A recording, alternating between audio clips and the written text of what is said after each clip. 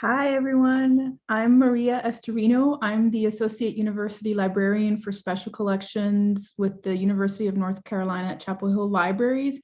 And I am zooming into today's talk from Wilson Library on our campus. I hope everyone out there is doing well. Thank you so much for being here and for helping us to kick off the first event in 2021 in the Off the Shelf series, which is a co-production of the university libraries and the UNC Press. Our goal is to present new works being published by the press that explore racial and social justice in our history and in our world.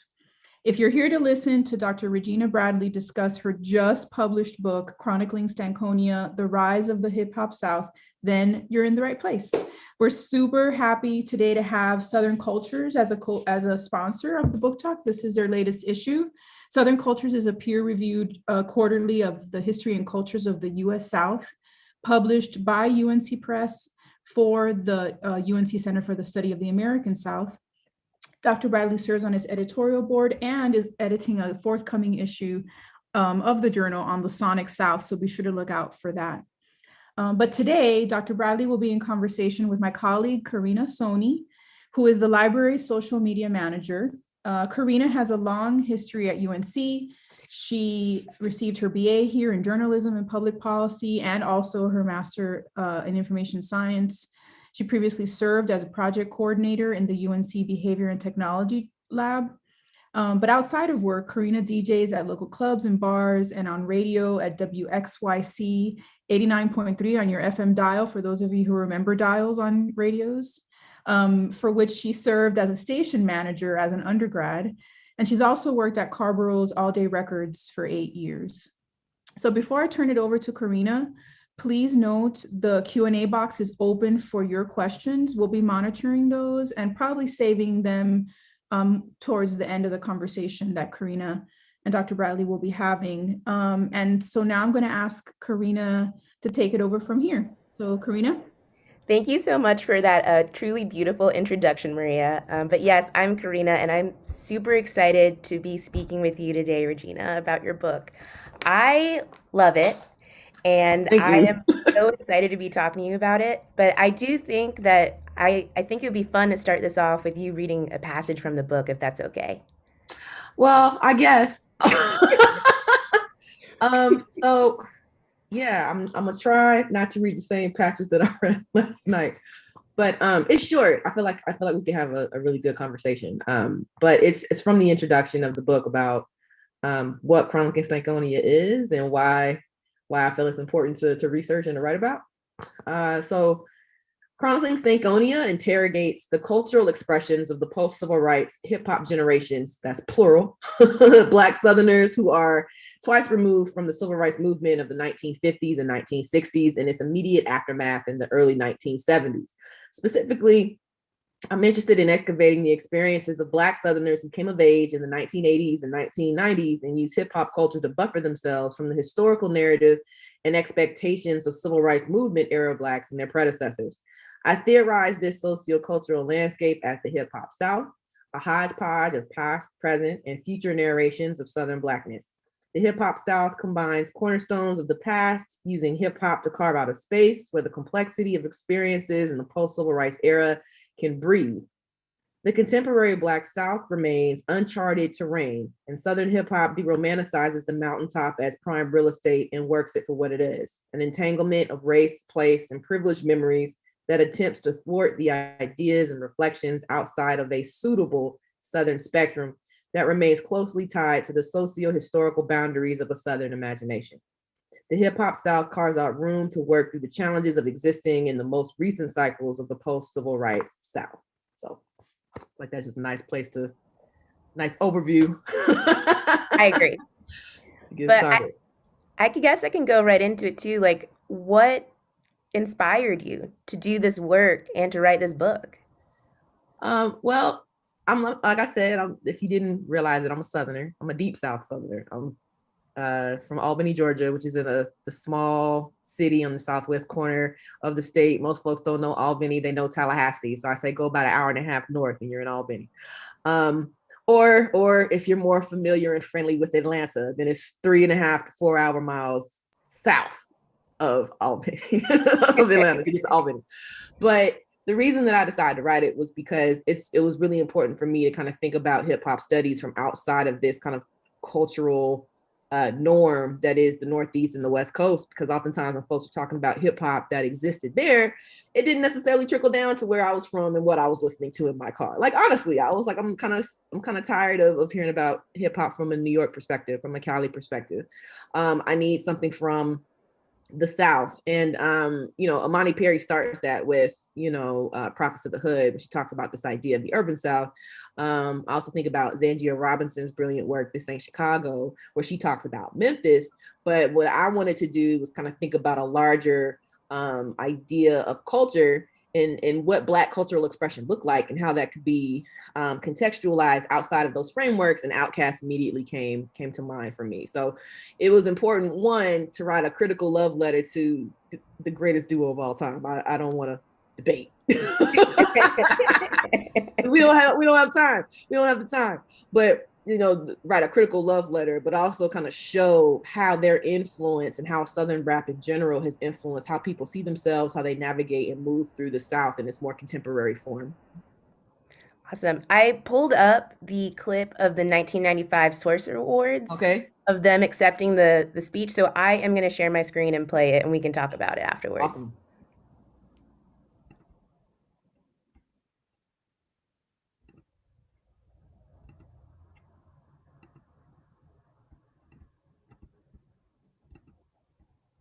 Can folks see it?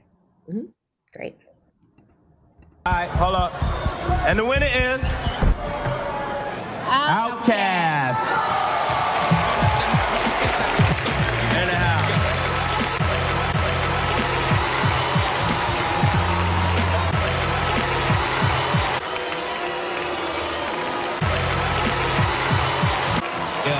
Yeah. So what's up, Dre? But it's like this, though. I'm tired of folks, you know what I'm saying?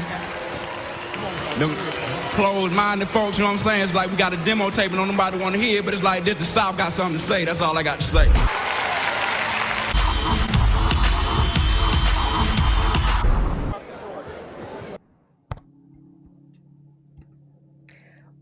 So when I first saw that, I was kind of shocked. What? So, Why? well, for me, like when I first heard Outkast, I was 10 years old. It was being played on the radio all the time, and I loved it. Mm-hmm. Definitely put it on a ton of my own mix CDs. And just like, I didn't have that cultural background of knowing what was going on until I read your book. Mm-hmm. And so I watched the Source Awards clip, and I was shocked to know that they were booed when they were accepting the award. Just also because of like my own background, and also just like at the record store now, and just like when people talk about Outkast, it is just like we all know that they're the best band, and there's like no conversation about that at all. So I was shocked when I saw this clip. Yeah, I mean, like it's when I teach my Outcast class, my students kind of have the same reaction. They're like, "What?" Because one, they feel like everybody knows Atlanta, everybody loves Atlanta, and of course everybody knows Outkast. But I'm like, no, it wasn't always like that, and they kind of just look at me like, "What are you talking about?" Right? So that moment was such a pivotal thing in hip hop for multiple reasons. You know what I'm saying? I think it was the last time that you would see, Big and them in the same room. You have like this climax of the East Coast, West Coast beef between Death Row Records and Bad Boy on the coast. You know what I mean? I remember I was like 13-ish when all this was happening. So it was kind of like, I didn't really know what the hell was happening, but I knew I had to pick a side. And because I lived in Virginia, of course I was going to have to be New York. You know what I'm saying? But when I moved to Albany, like 2 years later, it was kind of like, we don't check for them like that. Like it was like it was a meltdown on my end, because not only was I dealing with being the new kid, I was the new kid who didn't know what everybody was listening to on the radio. So I was kind of like, what do you mean y'all not listening to what's going on in New York? And they're like, we don't care about New York. What about that Caz? What about that 3-6 Mafia? What about that UGK? What about bass music? And I'm just like taking notes, like, okay, these are the folks I need to really read up on and listen to if I ever have a chance of actually being socially, not being a social piranha. You know what I'm saying? So but yeah, but like, you know, when I think about the significance of that moment, I mean, clearly you saw that Andre was frustrated. He was over it. You know what I mean? Like, you know how he's over it now? Like, we only get something from here every once in a while. I feel like that was the beginning of the thing. He was over it. He was frustrated. He was kind of just sick. You know, he was sick of it. But then he's like, the South got something to say. And it's important because he doesn't say Atlanta got something to say. He doesn't say that Georgia got something to say. He says the South got something to say, which basically kicks the door open and is like, okay, let's show y'all what we got. And we haven't looked back since. Like, I think that's the important part, is that we haven't looked back since, because we rely on our own experiences, our own culture, our own expressions, our own food, our own slang, our own cars. And Outcasts is the ones who put that on the map for us. You know what I'm saying? And it's not suggesting that Outcasts is the first Southern rap group, because they're not, you know what I'm saying? But they are the first Southern rap group to be recognized and dissed on a national hip hop stage for representing the South. Yeah, and it feels like, just looking back on their work now, they're so able to define their own style and their own music, like just by how they sound, what they look like, and just like they define the narrative of how they want to be perceived, which was so different for folks, for like music groups coming from the South at that time. Can you talk about what you think that means for people from the South? Yeah, I mean, it was almost like an act of freedom. You know what I'm saying? Like, when we think about the South, particularly Black folks in the South, we don't have an updated conversation about what free Southern Black folks look like. You know what I'm saying? Because the language and the narratives that we have in place are so historically entrenched, because folks like to think about the South as this living, breathing. And in the book, I call it like a regional poltergeist, right? Like this thing that, like, it haunts us on a daily basis. You know what I'm saying? It's a ghost that won't leave. Yeah, I mean, like, you know, we still have Civil War reenactments. We're still like trying to pull up the past. Folks still getting married at plantations. And if you got married at plantation, I'm not coming for you. I'm just saying, like, it's part of the the historical entrenchment.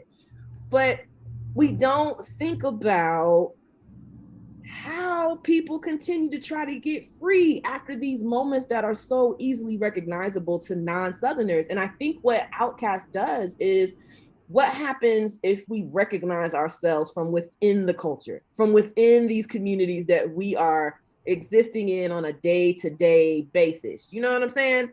So it was almost like it was community building in a way, you know, using the music. It's like, okay, if we can't talk about it from a non-historical point, because let's face it, the South isn't linear. Like, one thing doesn't happen and then that's the last time that we get to it. It's like we hit it one time and then we'll come back and revisit it sooner or later, right? So there's always, so I feel like the South is cyclical, but we don't have the language to articulate why the South is circular and cyclical, and why the culture reflects it in that way, because it makes folks uncomfortable. You know what I'm saying? And I feel like that too is part of that idea of being outcasted, is you make folks uncomfortable simply for existing, simply for sharing your truth to power, so to speak.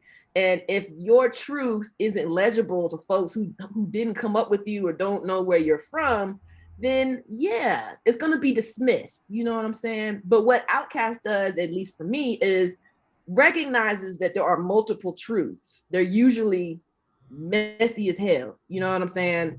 And then being able to identify how to continue to move the question, or move that question, for being free, for being self-righteous, you know what I'm saying, for making change, moving that forward. You know what I'm saying? Yeah.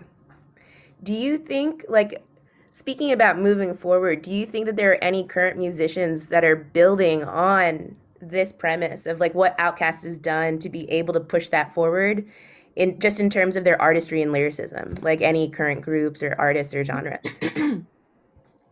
Crit out of Mississippi. I love Crit. He can't do no wrong. Like, seriously. Earth Gang, Spillage Village, that collective is definitely picking up on the Dungeon Family collective that was in place in Atlanta in the 90s. Now you got JID and Earth Gang and all these folks. They immediately come to mind. As much as he doesn't want to admit it, Young Thug. Like, I'm serious. The only reason that I started to take Young Thug seriously is because I heard an interview with 3 Stacks on a morning show in Texas. You know what I'm saying? And he was like, "Yeah, there's this cat named Young Thug that's coming out. Y'all should keep an eye on him." But yet now he comes back almost 10 years later. It's like, nah, I don't talk to Andre. Like I don't mess with him like that. And I'm like, sir, for a particular generation of rappers, fans, the only reason that you were relevant is because you got co-signed by Andre Benjamin. Only reason, So, I mean, like, I feel like it's continuing. I think that idea of experimentation, the use of personal experience, that idea of making rap that is visceral, you have a particular type of emotional response. Yeah, all of that could be connected back to the cast. Yeah. Going off of that, can you talk a little bit more about your theory on trap music? Yeah, okay. So I don't know. I have a really interesting relationship with trap. So I recognize that trap is now an international thing. Like I'm not trying to take that away from trap. But one of my students was joking around with me and was like, "Oh, Dr. B, you a trap purist," which means like I was listening to the trap. I guess I was listening to like the first and second generation of trap music, and then I kind of let it go because graduate school, right? But when I was writing this book, I was like, I know I can't talk about Southern rap and not talk about trap. You know what I'm saying? I don't consider myself a trap scholar. There are folks who are out there who are actually theorizing about the trap. But the one thing that I wanted to say was, from all the discussions that are happening about trap, usually they're thinking about the sound and how that's a particular type of signifier. But when I think about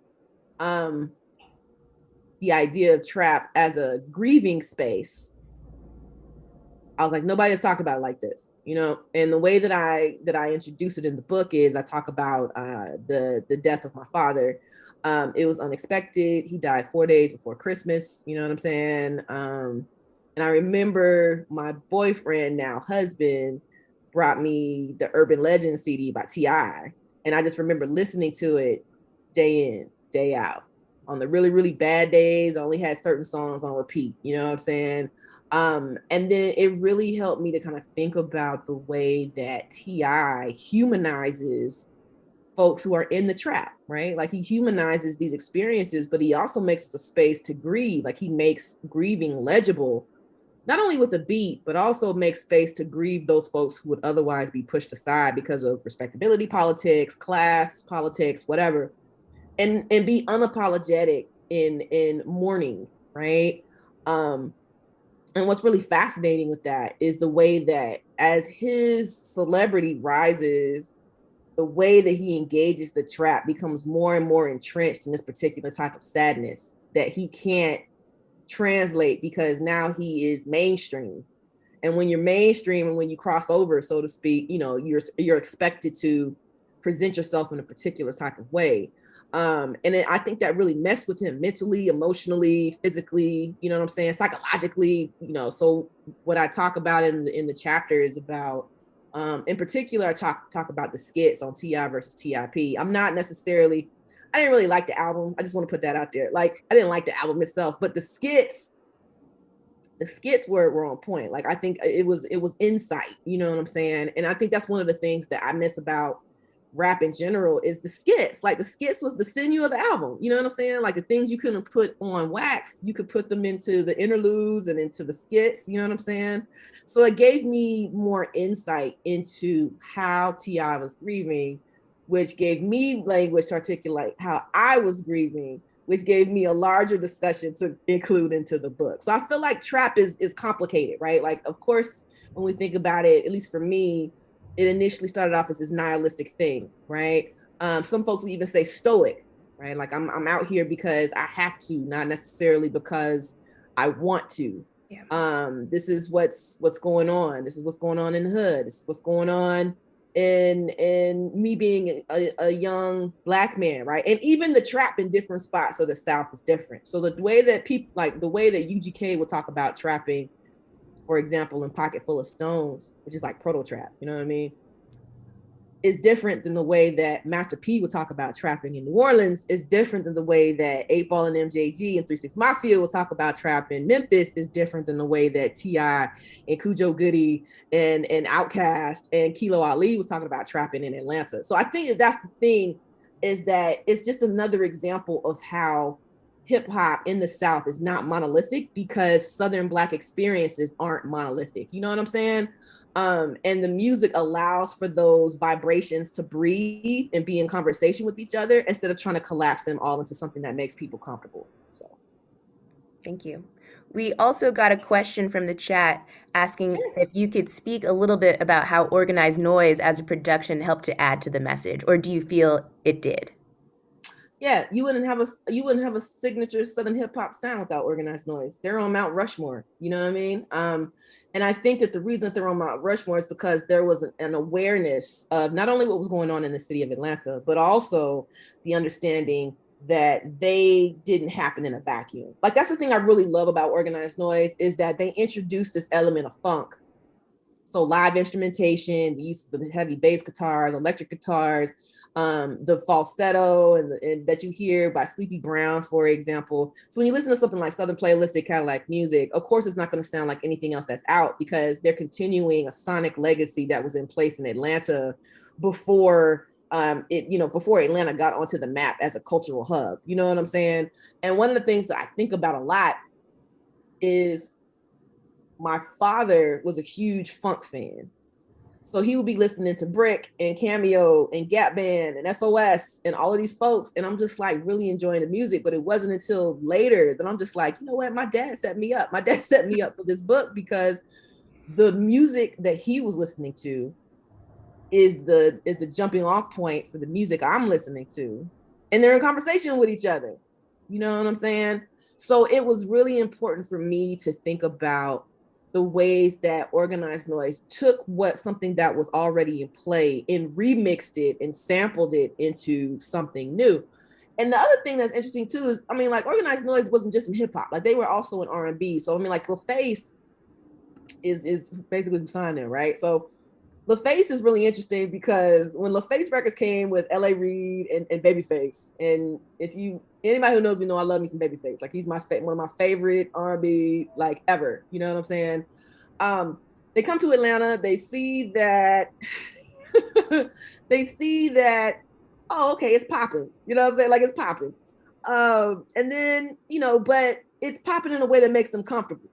So the TLCs and the Usher and the Tony Braxton, like, it's linen party music. You know what I'm saying? You put your linen on, you go out to the day party. Well, we in a Pangea right now, but once upon a time, we actually could go outside and not risk death. We could go outside and not risk death and go to these day parties and have a good time. You know what I'm saying? And then here comes these cats from East Point. And the SWAT's like, yo, we do this hip hop thing too. So when we first get introduced to Outcast, it's on the Face Christmas album. So if you listen to Players Ball, you hear the sleigh bells. And that's like the only thing that makes it Christmas. It's the only thing that makes it Christmas sonically is them sleigh bells. But then they're talking about like this ball that actually happened. If you haven't read like Maurice Hobson's book, Legend of the Black Mecca, he talks about this. It's dope, right? And it's like, all right. So then that makes room for them to actually get signed on to do their thing, right? So all of these things, and then Organized Noise is the reason that we got Waterfalls by TLC. So it's kind of like it's they had their hands in so many things, and it might be something I might want to write about later. But I'm just really kind of fascinated by Organized Noise and the rise of like soundtracks to Black movies in the '90s, because they were all over everything from from Set It Off to Soul Food to, I'm just kind of really fascinated by that. And being able to like connect those dots. But yeah, you wouldn't have a signature Atlanta sound if it wasn't for Organized Noise. And you really wouldn't have room for all these other signature sounds that are coming out of the South, from what Master P and them are talking about, Cash Money with Manny Fresh and Pimp C with the soul samples. Like, these things were happening, but Organized Noise production wise kicked the door open. Thank you. We got a couple more questions too. what does it mean to make sure that there are markers of Southernness in the conversation of hip hop studies by contributing to this scholarship? How do we make sure that the regional bias doesn't diminish the Southern contribution? I feel like it's already diminished Southern contribution, which is why, the book just came out on Monday and folks were in my inbox complaining that I am fetishizing and romanticizing the South in my analysis. And I'm like, well, you would feel like that when it's not your perspective that I'm talking about. You know what I'm saying? It's important to mark, markers of Southernness in conversations about hip hop, because most of the hip hop that's coming out right now is coming out the South. Sorry, it's true. You know what I mean?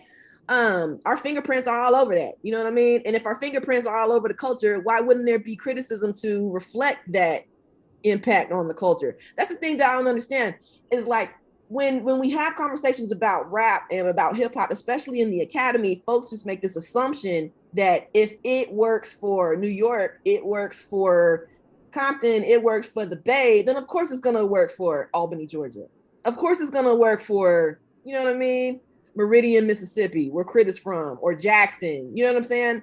And that's not the case, because it's important to think about the influence of the culture in ways that people take the culture of New York seriously. They need to take the culture where these other places of hip hop are also happening seriously as well. You know what I'm saying? And you can't take it seriously unless you actually know what's going on, the historical context, the cultural context, all of these things. You know what I'm saying? And then the other part of it too is I feel like it's just lazy scholarship. It's lazy scholarship to make assumptions that if somebody is talking about X, Y, and Z, and then try to apply it to a Southern rap group, then it works, and it doesn't, especially for those of us who are actually in the culture, familiar with the culture, grew up with the culture, study the culture. You know what I'm saying? And I think that bias is multi-layered. It's not just folks who are like, oh, the South destroyed rap. I also think part of it is people have a huge bias against the South in general, because they expect the South to be this flat, highly traumatic, highly racist space. You know what I'm saying? And it includes those things, but that's not the totality of what we're doing down here. And that's the thing that makes folks uncomfortable, or they don't realize. And I feel like I keep saying comfort, but it's true. It's like the things that Southern rap does forces you out of your comfort zone. It decentralizes what you think hip hop is, what it's supposed to be, where it's supposed to go, who listens to it. And you have to think about the regional affiliation of that, especially if you're going, I feel like right now we're in a reclamation space for Southern hip hop scholarship. Like folks are going backwards so that there's a better appreciation for what's happening now, which also falls in line with this idea of being in the South, one foot in the past, one foot in the future, because we can't get, steady footing, equal footing in the present. And I think that that's reflected in the way that we engage the region as a whole as well. Definitely. Another question that we've gotten from the chat: how do you think that the evolution of Outcasts from the obscure Southern hip hop group to avant-garde mainstream group has affected how the new generation perceives them? Well, I think it's because the new generation has social media and the internet. You know what I mean? So it's easier access, you know what I'm saying? And they're also all over. I think they were on a Toyota commercial at one point. Like I want to say that it was Hey Ya was in a Toyota commercial at one point, and then with Big Boy and I Like the Way You Move. Like I remember Delta adopting that, and when you would get on the plane and off the plane, they would play the instrumental version. I think Earth, Wind and Fire did a remix of that song. So it's like Speaker Box and The Love Below was their breakaway point, not only because it won Album of the Year for the Grammys, not Rap Album of the Year, Album of the Year for the Grammys. That just kicked the door open in terms of mainstream commercial success. But what really fascinates me is when they did their reunion tour back in 2014, and they were at Coachella for those 2 weeks. The first night, I remember this, they went out and they were doing all the songs, and once they did once they did Hey Ya, I think folks started to leave, and I was so pissed. I was like, what are y'all doing? Like folks were starting to leave or go get drinks or whatever. And I'm like, y'all don't understand what's happening right now. Like, I think Big Rube was on Twitter like, yo, this is history. They didn't do a tour for Speaker Box and The Love Below. You know what I'm saying? This is like history in the making. And on top of that, they went through their entire discography before they figured out their playlist, so to speak. And I'm just like, what? So yeah, I just think it's what folks were immediately accessible to, and definitely Speaker Box and Love Below was how many folks were introduced to it. But it's also that last album that folks were like, oh, are we gonna get another Outcast album? Well, how are you gonna appreciate getting another Outcast album if you don't know how they got Speaker Box and Love Below in the first place? So like, I feel like once the obscurity of the region kind of erased, the obscurity of the acts coming out of the region also erased. Yeah. Do you believe that DJs have played a role in shaping Southern hip hop and the spaces that they are in? Yes. I mean, in Atlanta, shout out to DJ Jelly. You know what I'm saying? We wouldn't have got elevators if Jelly didn't leak it during his spin. You know what I mean? Like DJs are the pulse of the culture. You know what I'm saying? They listen to it. If they like it and it rides, then that's what makes it popular. If the DJ don't like it, they're not gonna play it. And they're not gonna play it, you just out of luck. You know what I'm saying? So yeah, I mean, like DJs were the gatekeepers, so to speak, about what it looks like, especially in the South, because you can't think about Southern DJs and not think about like strip clubs and like how strip clubs were the testing ground for a lot of these artists' music. And if the DJ at the strip club ain't gonna play your stuff, then you know what I mean, why it's probably not gonna make it onto the radio, because they actually out there, like this idea of the mixtape. You know what I mean? So, of course you have DJ Drama, for example, and the Gangsta Grills mixtape. You know what I mean? A lot of folks wouldn't know Tip or Jeezy if it wasn't for those. You know what I'm saying? So, or they would probably know Tip, but I mean, like with Jeezy in particular, there's that connection there, right? And then you have like these squads of DJs, and you got folks like Manny Fresh, who's not only a producer, but he's also a really dope DJ. Like when he did one of his before Versus blew up, he had one of his live DJ sets, and I was just like, this is amazing, right? So I mean, like they play a lot of things. They play gatekeeper. They determine what the temperature is, so to speak.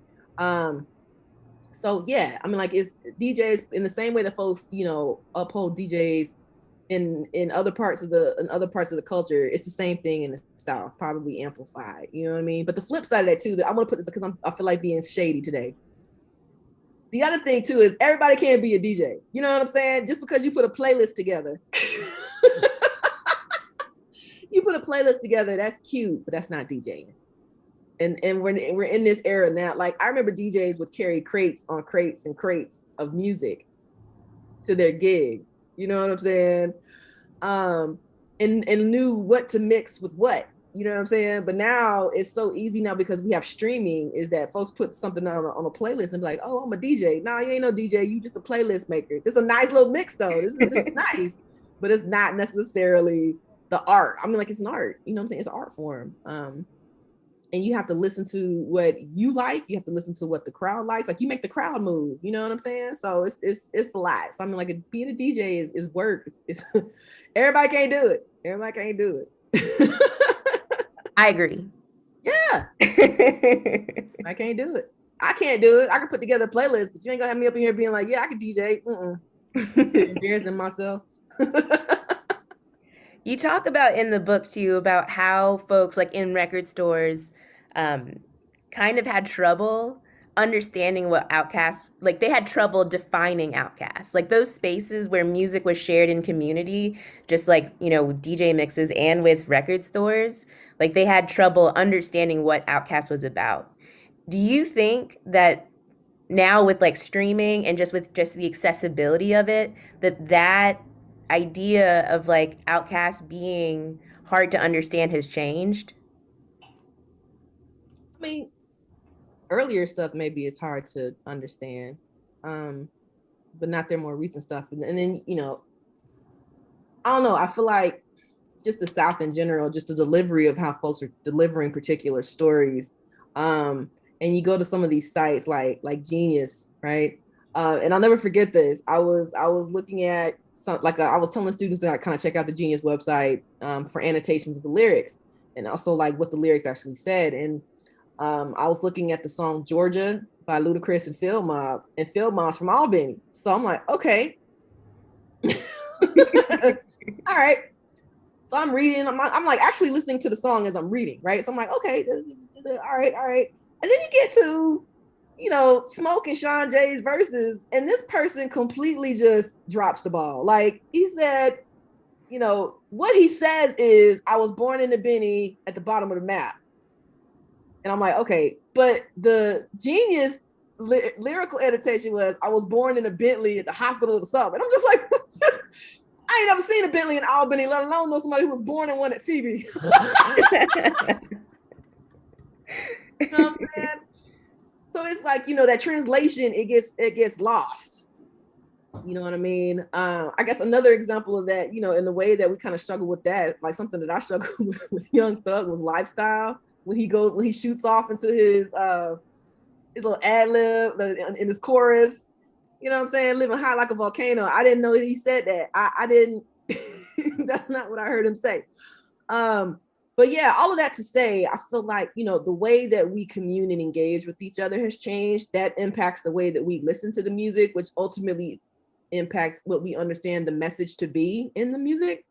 And that's something I think needs to be more at the forefront of the conversation, because the way that we listen has changed so significantly since the 90s, the 80s. I mean, like, you know what I'm saying? It's really, really fascinating. And I'm like, it's not something that just happened in a vacuum. None of it does. So I'm like, you have like your records, and then you get to your 8 tracks, and then you get to your actual cassette deck, and then you get to your CD, you know what I mean? And then you get from CDs to streaming, you know what I'm saying? And it's like, you know, in the ways that it becomes easily more accessible, it seems like our attention span has also shut down. Like it's gotten shorter, to the point where if somebody comes out with a concept album, like K-Dot, for example, with To Pimp a Butterfly, or even Damn, you know what I'm saying?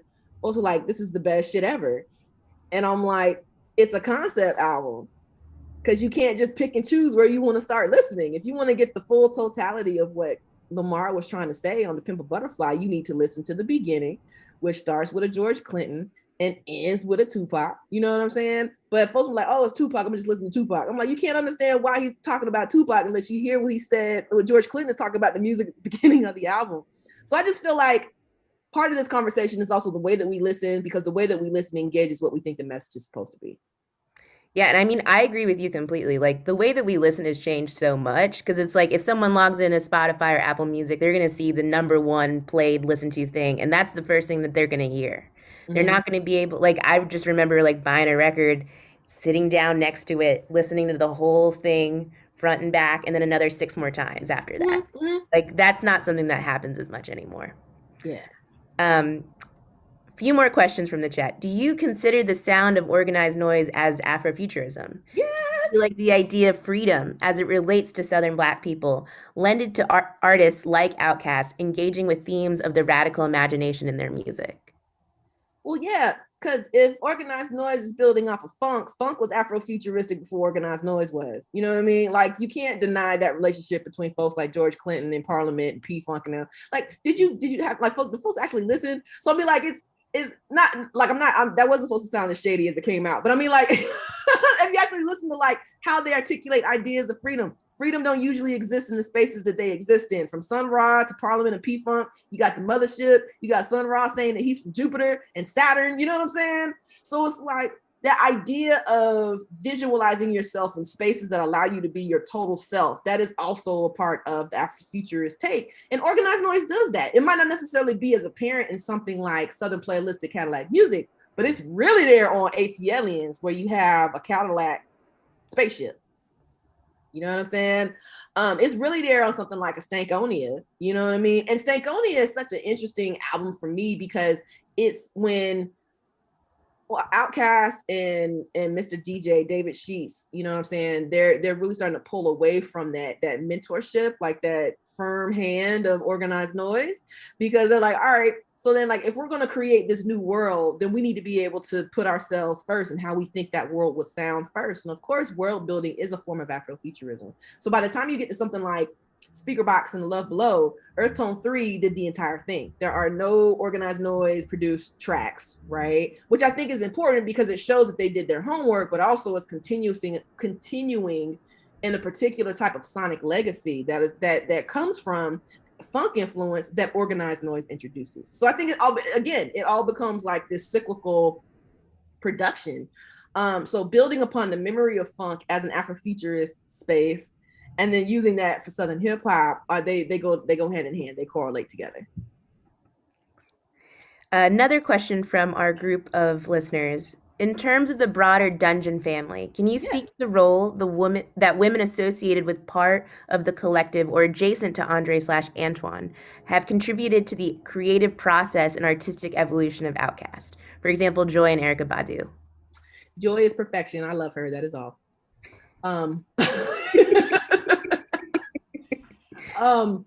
Yeah, I think like the one thing I wish I would have spent a little bit more time on, but I know if I would have done this, we wouldn't have a book to talk about today.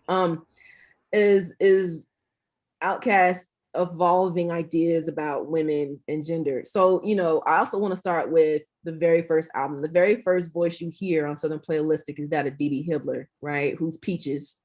It's a woman introducing this idea of being like this is some other shit, right? And that speaks to me on a couple of levels. One is a woman introducing this album that is othered, right, already in hip hop, and it's also a woman's voice that's articulating that. And then you have the inclusion of like women instrumentalism and vocalists, like Wild Peach, for example, Joy as the person who gave the question put out there. Erykah Badu is interesting, man. I feel like she's Dungeon family by association. But what's also interesting about Badu is that, contrary to popular belief, Andre was already starting to get woke before Badu. I just feel like Badu pushed him over and finished the job. You know what I'm saying?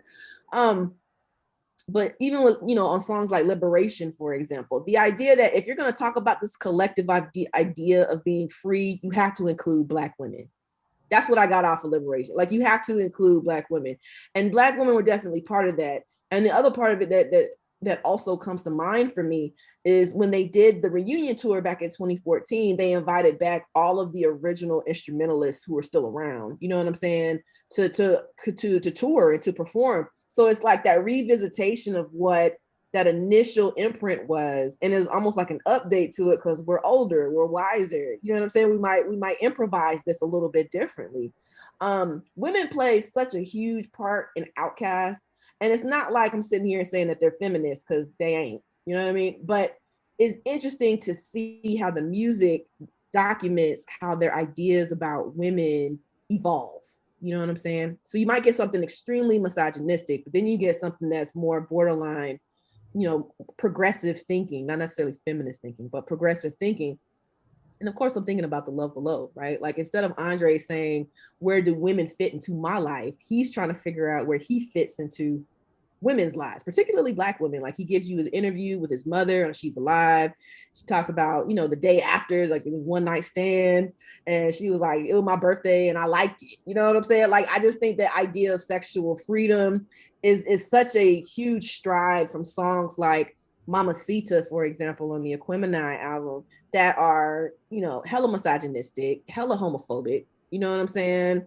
And just kind of showing what that growth looks like, you know what I mean? And Outcasts and Dungeon Family in particular is a really great example of how that idea of women and performance of womanhood evolves. Basically, like, what happens when you give Black women a voice in rap in the South? You know what I'm saying? Putting that in conversation with folks like Trina, Mia X, you know what I mean? So like Trina and Mia X crawl, so Megan Thee Stallion could fly and do it so well. You know what I mean? Meg is dope. Like, Meg is all the things. That is all. Amazing. You also define the phrase in your book, country Black girl existentialism. Can you talk a little bit more about that and how that relates to what you were just saying? Yeah. So I was in that chapter, I was talking about author Kiese Layman's book, Long Division. And he opens the book with an epigraph from The Art of Storytelling, Part 1. or Aquemini, right? And he's like, twice upon a time there was a boy who died and lived happily ever after, but that's another chapter, right? So the story is actually about two boys named City. One exists in the present, the other exists in the past, and they're connecting with each other through this talking book, so to speak, called Long Division. But the thing that stands out to me about Kiese's writing in that is how careful he was in articulating Black girls in that book. And one of the things that he does is she's a time, like Shalea Crump is one of the main characters. And she's very confident. She's very out there. She does what she wants. She's quirky, you know what I'm saying? And one of her favorite sayings is ... right? Which is an ellipsis, which means it's a break in time, you know what I'm saying? Or a break in thought, a break in time. And she time travels. So there's like all of these really kind of subtle things that are there. But one thing that she says in the book to the living in the past City, the 1985 City, is like, can you help find me in the future? I want to be alive. And I'm like, what? So like automatically I thought about the art of storytelling when it was Andre talking to his girlhood crush, and he was like, what do you want to be when you grow up? Which is something that kids hear all the time. But I mean, like, just the way that she was like, I want to be alive. You know what I'm saying? Really struck a chord and made me think about how Southern Black girls are often pushed to the side in these conversations about hip hop, in these conversations about contemporary Southern Blackness, when we are more than capable of speaking for ourselves, right? So when I think about this idea of country girl existentialism, it's the idea that Black girls, we don't simply exist, especially when you give us a voice to articulate what that looks like. We exist in these dynamic ways. And hip hop is a nice intervention about how we can talk about what those ways look like. So if we put Outcasts, Sasha Thumper in conversation with Shalea Crump, in conversation with past historical Southern Black women like Janie from Zora Neale Hurston's Their Eyes Are Watching God, or Anna Julia Cooper, all of these women and girls are in conversation about what it means to be Southern Black women, Southern Black girls, and talking about how you have to push back against being silenced in doing that. So this idea of actually being alive, right, is not just physically being present, but also recognizing the spiritual, the psychological, the emotional taxation about what it means to be a Black woman and Black girl, because it's hard out here. You know what I'm saying? Like, there's this idea of respectability that has taken on its own life outside of what Evelyn Brooks Higginbottom was talking about in her book when she mentions politics of respectability in terms of Black women in the church, right? But now it's like politics of respectability stands as a way to understand the humanity of Black people. And that's especially amplified and restricted when you think about what that means for Southern Black women and girls. Because not only are we dealing with the lasting influences and residual effects of slavery, right? And when we weren't even considered to be people in the first place, we were considered to be things. So when trauma happened, especially sexual trauma happened, there was no language to identify that. That in conversation with how women and girls are using music before, even before Meg Thee Stallion and Trina and them, you had like Millie Taylor, you got Ma Rainey, who are using the blues to articulate this particular space about sexual freedom and sexual emancipation, because that was still looked down upon. And what does that mean to an adolescent girl like myself, who is listening to Trina for the first time, talking about she's the baddest bitch, and my hormones are coming on, but my folks are telling me, hormones are the devil, literally. You know what I'm saying? So it's like finding ways to see each other using the culture, and see each other using, these other different parts of cultural expression is what that idea of existentialism means. Like, when we exist, how do we exist, and how do we see each other as we exist? Going off of that too, we have another question from the chat. Do you think that culture and like that message and that tone has been essentially turned down or exploited just because of the commercialization of hip hop? I feel like that's too easy. I feel like it's too easy to get out to be like that hip hop is exploitative and commercial and capitalistic, and that's it. Yeah. On the one hand, yeah, there's definitely folks who subscribe to the idea of making money. I'm gonna say what I have to say to get a check. You know what I'm saying? but there are also artists out there who are, I need the money in order to create the art to critique the system. Like, I think that's the part that we don't think about, right? And I actually talked about this last night when I was talking to Kiese. It was like, yes, there are people out there who use misogyny and all these things to make money and call all women bitches and hoes and you know, be a pawn in the system, so to speak. But the flip side of that is, yes, we also still live in a capitalistic society that needs money. There, you know what I'm saying? So we need, there's that aspect of it, right? And I think it's too easy just to be like, oh, everything that's wrong with hip hop is because it's commercialized. Because, you know what I'm saying, there are conscious rappers out there who are photeps who are not signed to nobody and out here talking out the side of their neck too. You know what I'm saying? That ain't got nothing to do with the corporatization of hip hop culture. That's the quote unquote underground, right? But being able to, you know what I'm saying, do that aspect of it. But there's also the very realization that in order for me to make the art, I need to be able to sustain myself. And how do I sustain myself? I need to be in a position to be able to buy food, all these things. But the top of that is with Black folks, especially in the South, man, is it's not just my money. You know what I'm saying? And it ain't even just Black folks. I feel like it's pockets of marginalized people across the South too. It's not just your money. You need to be able to take care of X, Y, and Z. You know what I'm saying? It's not just me taking care of myself. I need to make sure I can take care of my grandmother. I need to make sure I can take care of my mother, whoever needs it. So it's not just, oh, I'm just trying to get the money. So for me to get the money, I'm gonna just ignore all these other things. I mean, like, that's part of it, yes. You know what I mean? But it's so much more complicated than that. Like, so much, like we can't just deny the fact that there are multiple prongs to this idea of capitalism and how we engage in it. You know what I'm saying? Definitely. And then I think we have time for just one more question from the chat too. Okay. How do you feel about the contemporary visual discourse of Outcasts within the Atlanta vernacular landscape? So their rise to icon status, their representation of them in digital physical space, like the Jex mural, Atlanta meme discourse, Yeah. and Stone Mountain petition. I don't think that they need to be on Stone Mountain, but it'd be cool. It'd be cool to see them on Stone Mountain. Because I mean, like, Stone Mountain is just, I don't know, man. It's a space that needs sage, it needs prayer, it needs holy water. I mean, you know what I mean? And this is as somebody who, you know, would go to Stone Mountain like every summer with her grandparents. And we would climb the mountain, so to speak. You know what I mean? But I didn't understand that it was a Confederate monument until much later. They just made it seem like it's a nice park to go to. You know what I'm saying?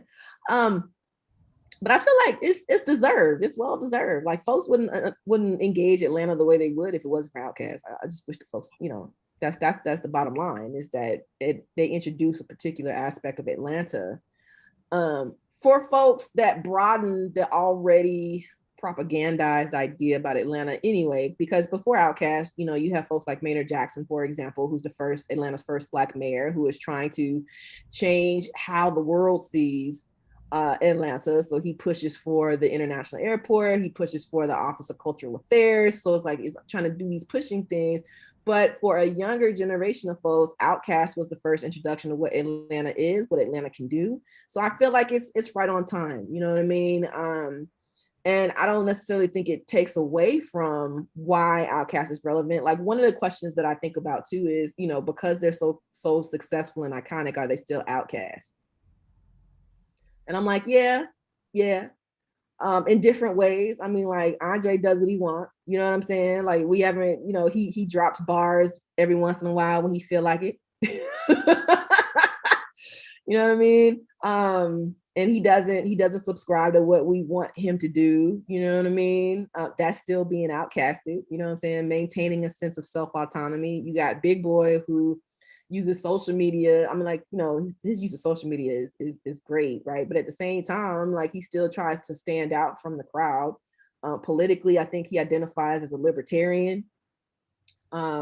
So again, he's like, I'm still trying to go against the grain. And granted, I don't agree with everything that Big Boy says. Like, I think he put a meme out last weekend about folks who wear masks are just basically sheep. You know what I'm saying? And I'm like, as somebody who has lost people from COVID and has seen other people close to me lose people from COVID, I really don't care what you think about a mask, just wear it.